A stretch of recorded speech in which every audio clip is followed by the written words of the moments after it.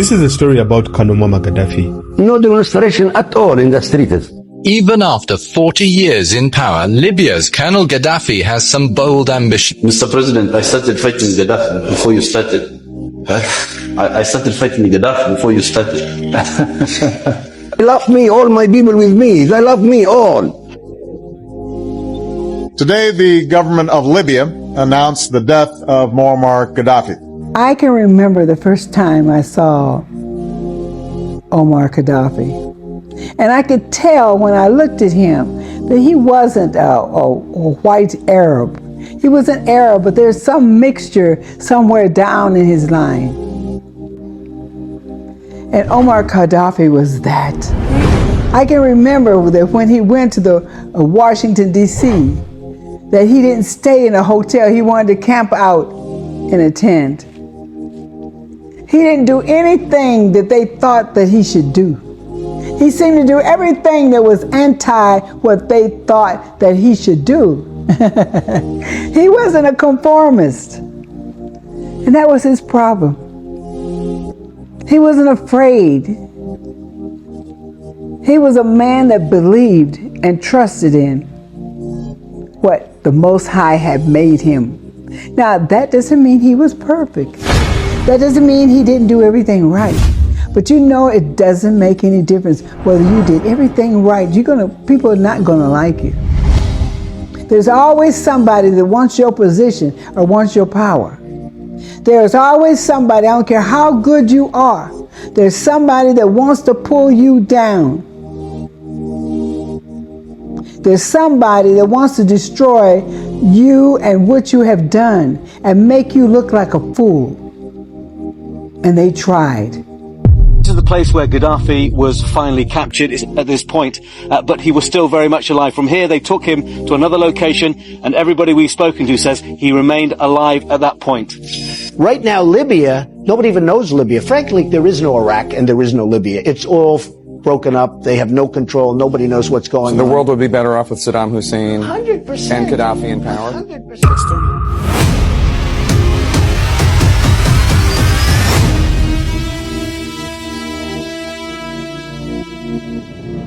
Hey, this is Janetta. Woo-hoo! Yeah, and it is past the half of the month already. Can you believe it? Woo. When you get my age, time goes fast. But incidents, things in your life, things you heard and what happened, I can remember. See, the only thing about having old people around is they remember the truth and they remember the lie. And I remember some lies, but I want to tell you, you keep on talking about Ibrahim Traore of Burkina Faso, that young man, because he's been raised up by the Most High, by the Creator, to serve us, to bring us through. And if we don't appreciate him, if we don't protect him, we've lost it. So I say to all of you in this room and all who are watching by television, we need to pray for our brother and his family and warn America, leave that brother alone. Because that's what has happened with so many of those who have sacrificed their lives and made got in a position of power that wanted to do something for us. And I'm going to bring you those examples, the current ones and the past ones. But first of all, let's talk about Africa, because that's where we're talking about. But what happens in Africa actually applies to what happens to the black man in U.S., to the black man in Haiti, to the black man in Jamaica, to the black man in Barbados, to the black man in Puerto Rico, to the black man in Costa Rica, to the black man in every place, even as far as Peru and Bolivia. It's time for us to wake up and appreciate it, because we've had many that have come forth to actually, not for us to follow them, but for us to look at the direction and to take their lead. For others to take their lead and not to sit back and watch to see what's going to happen to him. But we were kind of exempt from the first example I have of courage and tenacity, and a man that was raised in a tent. He was born in the desert in a tent of a humble family that rose up through the military ranks to become president of Libya. Yes, Muammar Gaddafi. And I'm going to show you what happened to him. He ran that country for 41 years. And during that time, of those 41 years, everything wasn't perfect. But I would want to live in the world he created, and I think you would too. No child had to be worried about education. No parent had to be worried about their children's education. Married couples got houses. Women were given bonus for having babies. No one was starving in that country. The wealth of that country was going back into that country. The oil that they produce, they're the biggest, Libya is the biggest producer of oil in Africa. That's what's been said. Yes. And they happen to have some young man that grew to be an older man. And he was cocky. He was assured. But based on what people wanted, he was a threat. Because he wasn't bowing down. That's what you call imperialism. Let me share something with you. I can remember the first time I saw Muammar Gaddafi. And I could tell when I looked at him that he wasn't a white Arab. He was an Arab, but there's some mixture somewhere down in his line. And there was something about him that kind of displayed, there's one thing about Africans, that you can almost tell by the way they move and how they speak and how when they're positive about who they are, the certain air they have about them. And Muammar Gaddafi was that. I can remember that when he went to Washington, D.C., that he didn't stay in a hotel. He wanted to camp out in a tent. He didn't do anything that they thought that he should do. He seemed to do everything that was anti what they thought that he should do. He wasn't a conformist. And that was his problem. He wasn't afraid. He was a man that believed and trusted in what the Most High had made him. Now, that doesn't mean he was perfect. That doesn't mean he didn't do everything right. But it doesn't make any difference whether you did everything right. People are not going to like you. There's always somebody that wants your position or wants your power. There's always somebody, I don't care how good you are, there's somebody that wants to pull you down. There's somebody that wants to destroy you and what you have done and make you look like a fool. And they tried. And the word came against them. You're going to see part of a video, where the United States government talks about how he was a terror to his people, how he was destroying them. You know the narrative. Muammar Gaddafi has lost legitimacy to lead, and he must leave.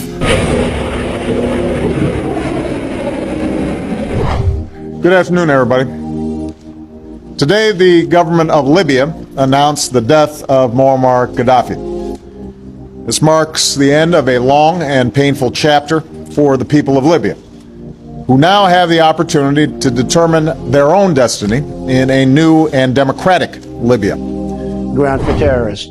Right now, Libya, nobody even knows Libya. Frankly, there is no Iraq and there is no Libya. It's all broken up. They have no control. Nobody knows what's going on. The world would be better off with Saddam Hussein 100%. and Gaddafi in power. 100%. Now, as far as Assad is concerned, what about the human rights abuses? Let's talk. Well, you don't think they're happening now? They're worse now than they ever were. People are getting their heads chopped off. They're being drowned. Right now, they're far worse than they were ever under Saddam Hussein or Gaddafi.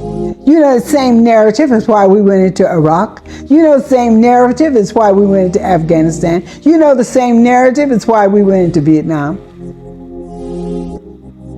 They've always told us as American people that these people are being mistreated. They don't have democracy. And since they don't have democracy, they're not happy people. Because only in a democracy that you have an ability to think what you want to think, do what you want to do, speak your mind and speak your word. That's the way it used to be anyway. But that's what they told us. But you and I, as a black man and black woman, we have never really experienced democracy. We have experienced living different than somebody else has and being able to take advantage of the privileges that were provided for the majority of the population, the Europeans. But as a black man, being able to speak your mind and say what you want, you end up in jail or hurt or killed or hung. That's the kind of democracy that we have. Let me tell you what they did. Because some of you are young and you don't know, you don't understand. You hear that name, Muammar Gaddafi. You hear that name and say, well, what does that pertain to us and Ibrahim? Ferrari, what does that pertain to us? What does that have to do with his star that is shining brightly, brightly right now? It is so you can understand the tactics that they use. They don't change them. They use the same tactics. No matter what, they don't change it because they work. Why would you change something that works?